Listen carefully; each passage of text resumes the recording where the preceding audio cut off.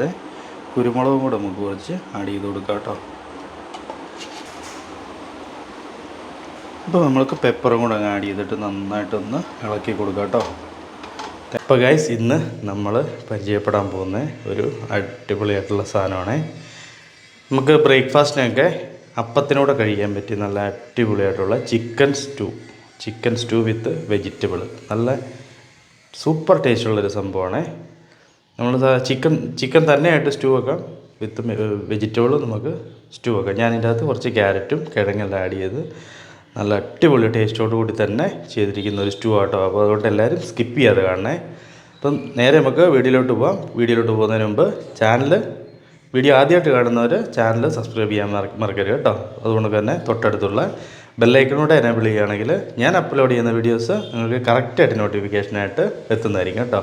ഇനി നിങ്ങൾ ഫേസ്ബുക്കിലാണ് ഈ വീഡിയോ കാണുന്നതെന്നുണ്ടെങ്കിൽ എൻ്റെ ഷെഫ് സജിൻ എന്ന് പറയുന്ന യൂട്യൂബ് ചാനലിലൂടെ ഒന്ന് സബ്സ്ക്രൈബ് ചെയ്തേക്കണം കേട്ടോ. അപ്പം നമുക്ക് നേരെ വീഡിയോയിലോട്ട് പോകാം. ബൈ.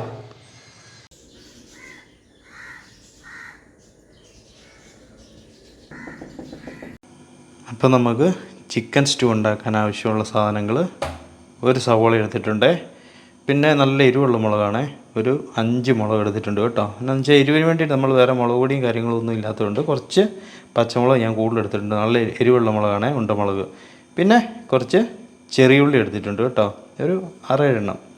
പിന്നെ കുറച്ച് വെളുത്തുള്ളി കേട്ടോ, എത്ര അല്ലിട്ടുണ്ടെന്ന് കണ്ടല്ലോ. പിന്നെ ഒരു ഇഞ്ചിയുടെ ചെറിയൊരു കഷ്ണം, പിന്നെ ഒരു ചെറിയ ക്യാരറ്റിൻ്റെ പീസ് കേട്ടോ. പിന്നെ ഞാൻ 2 കിഴങ്ങൂടെ എടുത്തിട്ടുണ്ട് കേട്ടോ. നമുക്ക് ചിക്കൻ സ്റ്റൂവിൻ്റെ കൂടെ 2 കിഴങ്ങൂടെ ബോയിൽ ചെയ്ത് വേണമെങ്കിൽ നല്ല ടേസ്റ്റാണ് കേട്ടോ. വേണമെങ്കിൽ നമുക്ക് ഇട്ടാൽ മതി ഈ വെജിറ്റബിൾ, അതായത് കിഴങ്ങ്, ക്യാരറ്റ് ഇതിടുവാണെങ്കിൽ നല്ല അടിപൊളി ടേസ്റ്റായിരിക്കും. പിന്നെ നമ്മൾ ചിക്കനും കഴുകി നല്ല അടിപൊളിയായിട്ട് കഴുകി റെഡിയാക്കി വെച്ചിട്ടുണ്ട്. ഈ ഒരു പരുവത്തിലുള്ള പീസാണ് കേട്ടോ. ചെറിയ ചെറിയ പീസാണ് നമുക്ക് ചിക്കൻ സ്റ്റൂവിന് എപ്പോഴും നല്ലത് കേട്ടോ. അപ്പോൾ അതും കഴുകി നല്ല റെഡിയായിട്ട് വെച്ചിട്ടുണ്ട്. ഇനിയിപ്പോൾ നമുക്ക് നേരെ വെജിറ്റബിളെല്ലാം കട്ട് ചെയ്ത് നമുക്ക് ബോയിൽ ചെയ്യാൻ വേണ്ടി വെക്കാം കേട്ടോ. കിഴങ്ങ് നമുക്ക് ആദ്യം കട്ട് ചെയ്യാം. കിഴങ്ങ് നമുക്ക് ഒത്തിരി വലിയ പീസ് വേണ്ട, ഒന്ന് വെന്ത് ഉടയണം ഈ കിഴങ്ങ്, എന്നാലേ നമുക്ക് സ്റ്റൂവിന് ടേസ്റ്റ് ഉണ്ടാവുള്ളൂ.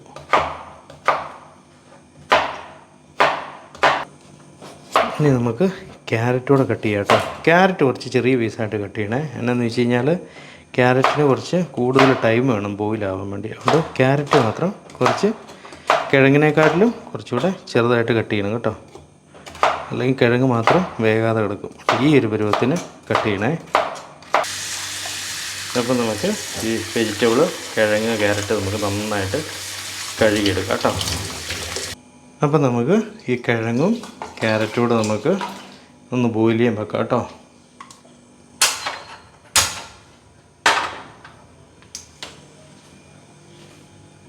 നമുക്ക് മൂടി വെക്കാം കേട്ടോ. മൂടി വെച്ച് നന്നായിട്ട് ബോയിലാക്കാം കേട്ടോ. കുക്കറിൽ വേണമെങ്കിൽ നമുക്ക് വേവിച്ചെടുക്കാം കേട്ടോ. പക്ഷേ കുക്കറിൽ ഒത്തിരി വെന്ത് ചിലപ്പോൾ അടിഞ്ഞ് അങ്ങോട്ട് പോകും. ഇതിൻ്റെ ആവശ്യമുള്ളൂ. ഇപ്പം ഇങ്ങനെ നമുക്ക് ബോയിൽ ചെയ്തെടുക്കാവേ.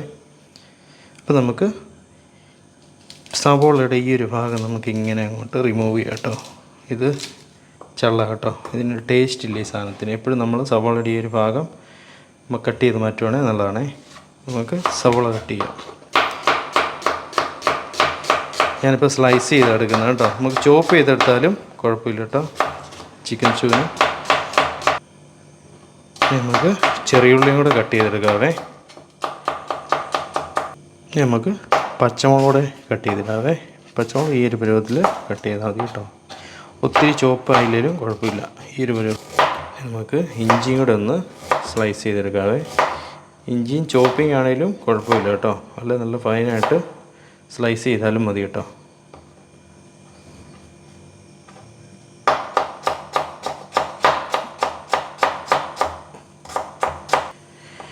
നമുക്ക് വെളുത്തുള്ളിയും കൂടെ ഒന്ന് ചോപ്പ് ചെയ്തെടുക്കാവേ.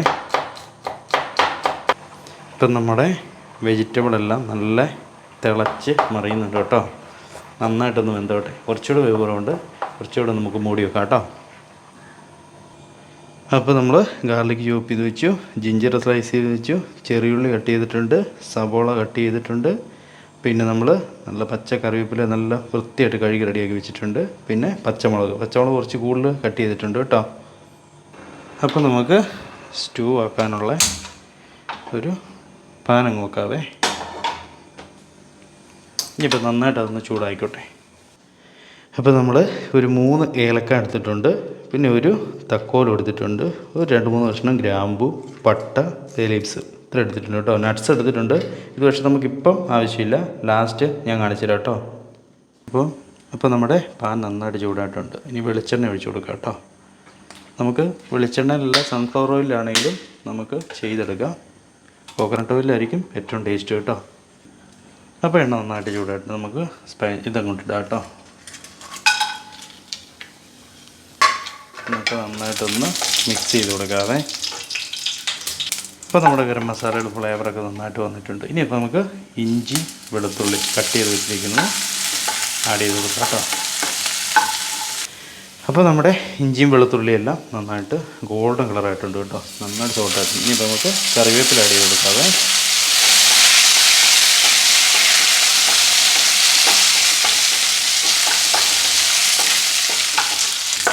ഇനി നമുക്ക് ചെറിയ ഉള്ളി ആഡ് ചെയ്ത് കൊടുക്കാം കേട്ടോ.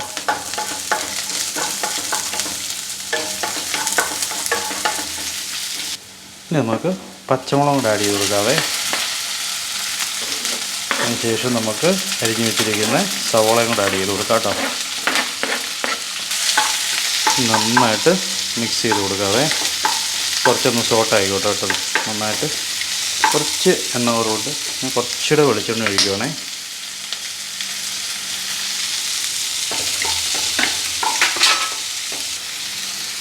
ഇനി നമുക്ക് കുറച്ച് ഉപ്പുപൊടിയും കൂടെ ആഡ് ചെയ്ത് കൊടുക്കാതെ. ഞാൻ കുറച്ച് ചിക്കനകത്ത് ഓൾറെഡി കുറച്ച് ഉപ്പിട്ട് വെച്ചിട്ടുണ്ട് കേട്ടോ. ചിക്കൻ കഴുകി നല്ല വൃത്തിയാക്കി കുറച്ച് ഉപ്പ് നമുക്ക് തിരുമ്മി വെക്കുകയാണെന്നുണ്ടെങ്കിൽ ചിക്കനിലോട്ട് നന്നായിട്ട് ഉപ്പ് പിടിച്ചോളും കേട്ടോ. അപ്പോൾ നമ്മൾ ഈ ഓണിയൻ സോട്ട് ചെയ്യുമ്പം ഒത്തിരി ഓവറായിട്ട് സോട്ടായി പോകുമല്ലോ കേട്ടോ. അപ്പോൾ നമ്മുടെ കറിയുടെ കളറൊക്കെ മാറി പോകും. സ്റ്റൂ എന്ന് പറഞ്ഞു കഴിഞ്ഞാൽ നമുക്കൊരു വൈറ്റ് കളറാട്ടോ കറിക്ക് കിട്ടേണ്ടത്.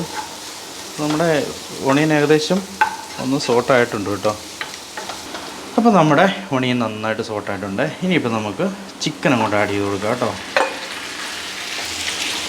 നന്നായിട്ട് മിക്സ് ചെയ്ത് കൊടുക്കാം. എന്നിട്ട്